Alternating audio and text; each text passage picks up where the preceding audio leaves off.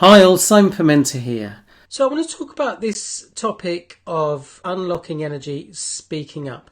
And I want to talk about it because it came up 3 times in a week, in the last week of working with clients. We were exploring how people respond when someone says something that you don't agree with, you have a reaction to.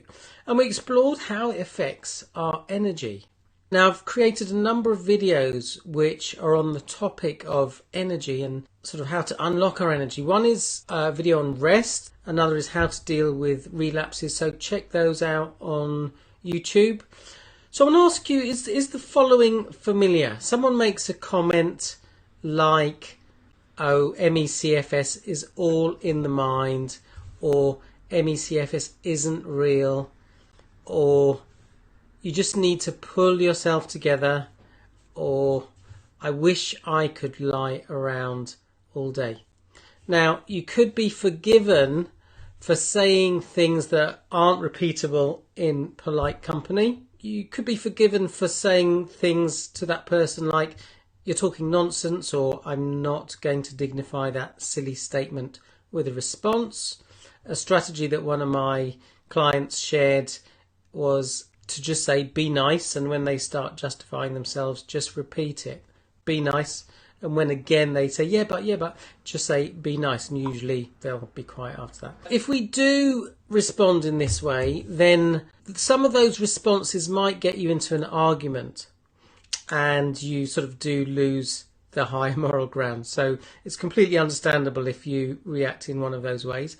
But what's often the case is that people with ME, CFS, especially if you're a sensitive person, and I've made a video about strategies for the sensitive person, is that you might just tense up and say nothing and feel upset internally, but you don't express that upset. And it means that you're suppressing your feelings, you're creating tension in your body. This suppresses your energy and ultimately makes you feel worse. So the question I'd like you to consider is, why does what that person has said get under your skin? And it's happened to me as well. I can think of a number of situations where someone said something that was completely off the wall, and rather than just respond in the moment, I internalized my response, and it was me who tensed up. So the question is as well, what stops you from pushing back? What stops you from speaking up? Do you hold back because you fear what others may think? Is it because you have learned not to express your anger? Is it because you fear your own rage, that if you allow yourself to get angry, it's just going to blow up? Do you worry that if you get angry, you're just going to end up feeling exhausted? Do you worry about upsetting other people? I teach assertive communication, and one of the things that I've noticed is a difference between when I'm teaching Brits, people from the UK, and, for example, when I was teaching some Norwegians. I went to Norway and taught assertive communication a few years ago. And it doesn't apply to everyone in relation to Brits. It might be because I live in the South, and people in the South are generally more polite, and people in the North are much more comfortable in general speaking up. Obviously, it is a stereotype. Not everyone fits that description.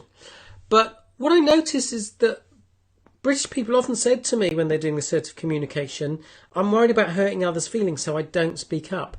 Whereas actually what the Norwegians were saying is, I'm worried about hurting others as I do speak up, and I can be quite blunt, and that can be quite difficult for some people. I do believe that not speaking up is often linked to low self-esteem, and we can work on our self-esteem so that it gets easier to speak up in an assertive way, not in an aggressive way. So I'm just going to ask you the question, which of those explanations do you relate to in terms of why you don't speak up? Or there might be another reason. I want you to consider that if I said to you, you've got green hair, you'd probably say something to me like, get your eyes tested, don't be an idiot, that's BS. Now, if someone says to you something like, you just need to pull yourself together, or MECFS is all in the mind, then I'd like you to consider, would you respond to them with the same level of certainty that you would if I said you had green hair? Or at some level, would you buy into what they are saying, i.e. feeling some element of self-doubt, i.e. a part of you believes, I should be trying harder, I'm not doing it right, etc. Because I'd like you to consider that if you felt assured that you were doing your best, you would know that what they were saying was BS, without a shadow of a doubt. So I have done some blog posts on the topic of dealing with people who don't understand MECFS, and I've also done a blog post about dealing with unhelpful health professionals. So check those out on my website, mecfsexplored.com. I would encourage you to consider that if someone, especially if they are a health professional and they make comments which are just unacceptable, consider making a complaint. Otherwise they will just carry on. Whereas if you do make a complaint, they will think twice about making comments like that to other people. I want to share 4 strategies for responding to unhelpful comments. The first is to speak up. So how do we do that? Well, a simple way of doing that is to tell them how you feel. Now, something to consider is whether they care about your feelings. If you say, for example, I feel hurt, then if that someone is trying to just wind you up, then they won't really care by that you feel hurt, or they might not. Whereas, for example, if you say I'm shocked by what you've just said, then you're not giving them ammunition if they are just trying to wind you up or be provocative, and you're making a comment that relates to their behaviour. You might even process those feelings on your feet. You might say, well, what actually, if I think about it, why am I feeling shocked? And then you might say, actually, I'm feeling shocked because what you're saying suggests that you don't really understand the condition. Step 2 is, or strategy 2 is to avoid getting into a discussion. If it looks like they do want to argue with you, just say something like, my feelings aren't open for discussion, or this isn't open for discussion, or I don't think this conversation is going to go anywhere useful, so I'm not going to discuss it further. Now that's effective if you say it with a smile on your face. Next strategy is to just change the topic or turn to speak to somebody else.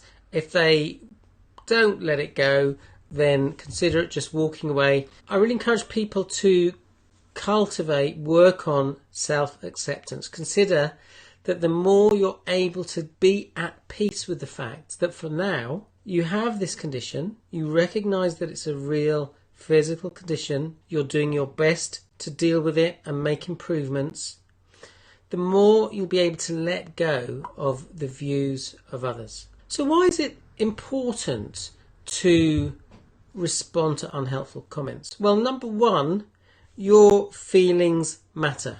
Number 2, if you keep it all in, as I've sort of discussed already, it hurts you. You experience upset, stress and anxiety. You're locking in all those feelings. Number 3, usually your feelings are accurate. So if you feel uncomfortable, in my experience, unless you have a really distorted view of the world, unless you're a narcissist or a sociopath, then actually your feelings are a good guide for what's okay, what's not okay. If you're not sure, then get a second opinion from someone you trust as having a good perspective on things. Number 4, if people who behave unpleasantly don't get challenged by anyone, then at some level we're colluding with that behaviour. Now obviously you have to consider your own safety, and there might be situations where it's not sensible to challenge someone because they don't have the emotional intelligence to deal with that. In which case, personally I choose to not spend much time around those people. 5th reason why it's important to do this is it feels good when you actually do it. It's empowering. Standing up for yourself and being assertive boosts self-esteem. Now, I believe that everyone needs to learn this stuff, and you can learn this stuff. There's a great book on this topic by a chap called Marshall Rosenberg. I think it's called Nonviolent Communication. If you look at my website, inspiringchange.co.uk/book-recommendations, it's there. I think that's the first book I've ever read where I read it cover to cover over a couple of days, and then I just started reading it again because it was such a good book and I found it very moving. Now, obviously, if you're not used to speaking up, then the idea of doing so might be scary or stressful. Consider the only way to deal with fear is to take action. Sometimes people choose to feel miserable rather than feeling anxious about speaking to someone. You can take small steps if need be. Again, talk to someone, get their opinion about what you might say. Consider whether you say it face to face or on the phone or in an email or a text. One of the things I teach when I teach people assertive communication is that you don't have to address every issue. You can have a day off, whilst assessing the impact of your decision. So, for example, if you're still dwelling on it and feeling upset, then maybe it is something that needs addressing. And in the training, we explore what makes speaking up difficult and strategies for dealing with that. I'm constantly inspired by clients who find their voice and stand up to people who are behaving unpleasantly, standing up to bullies. And in the training, I teach an exercise to help people get really clear on their feelings, and that's often very eye-opening. One example of that, I remember one of the people in the group training describing a situation when asked, how did you feel? And they said, yeah, I felt annoyed. And I said, what would you like to say that to that person? What they said was very controlled. And I said, is that really what you'd really love to say to that person? And everyone in the group thought that probably that wasn't her true response that she'd love to say. And with a bit of work, she actually got in touch with her feelings, which was actually pure rage, pure fury. And she expressed it. And it really surprised her that she had those feelings, but she also found it incredibly liberating. She said that she felt that she didn't realise those feelings were there, and by expressing it in that way in a safe environment, she actually released a lot of tension and she felt energised by doing so.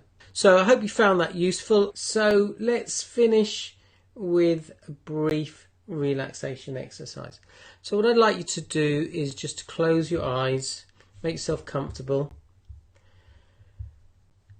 and I want you to breathe in, and as you breathe out slowly, just allow your mind and body to relax.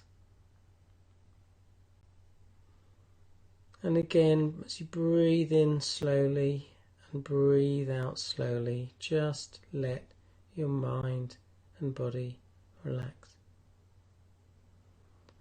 And I'd like you just to have a sense of the things that you see, the things that you would see in the room if your eyes were open. Shapes, colours, textures.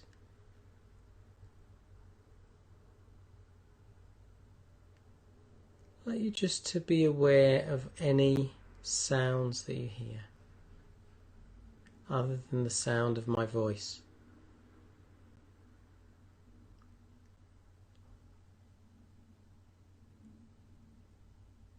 And you can just let those sounds wash over you as you allow yourself to relax your mind and body.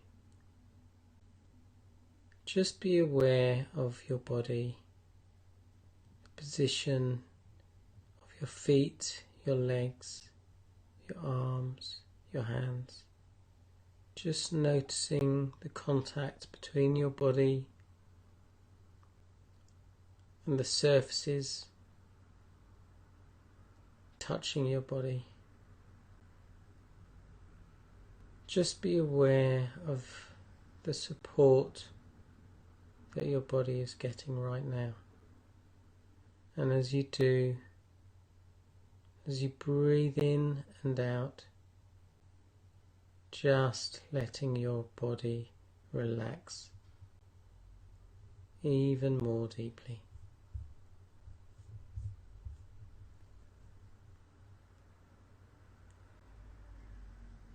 And I'd like you to just consider that you can use your voice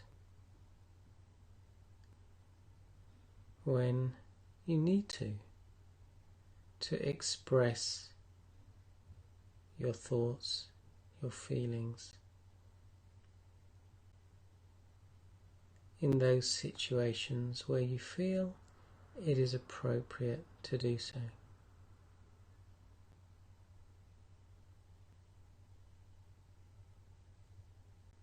I'd like you to consider that you can just acknowledge what you feel and use that as a guide to what you say in response.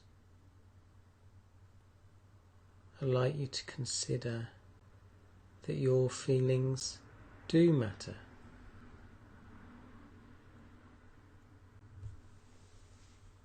And that you can learn to validate your feelings, to recognize that they are important,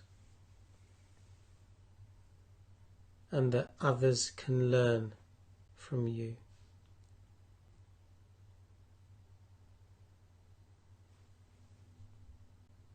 You can learn to trust those feelings.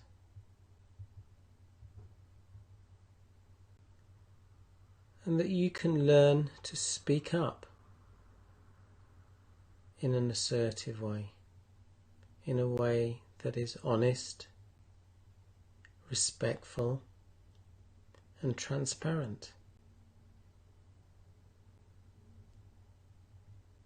in a way that helps you feel good about yourself, and in a way that encourages a win-win situation.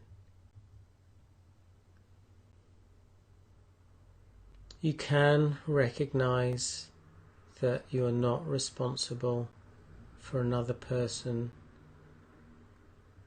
and their feelings if you have communicated in that way, in that assertive way, that you don't have to be responsible for their stuff. And knowing you can do this and learn to take steps, no matter how small, to help you cultivate that ability to speak up when you need to, knowing you can resource yourself by getting another opinion, by talking it through with someone.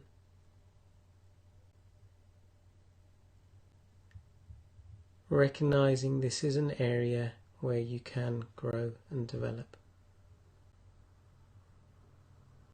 and that you can let go of old patterns that no longer serve you.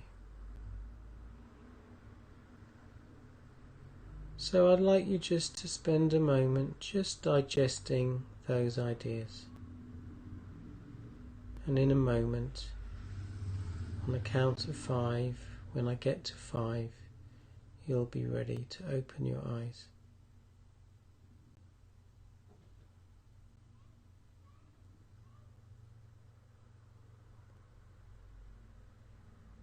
So 1, I'd just like you to bring your awareness of where you are right now. It's 2, bring your attention to your breath as you breathe in and out. And now 3, bring your attention to your body. And 4, as you gently stretch or flex your toes and your fingers.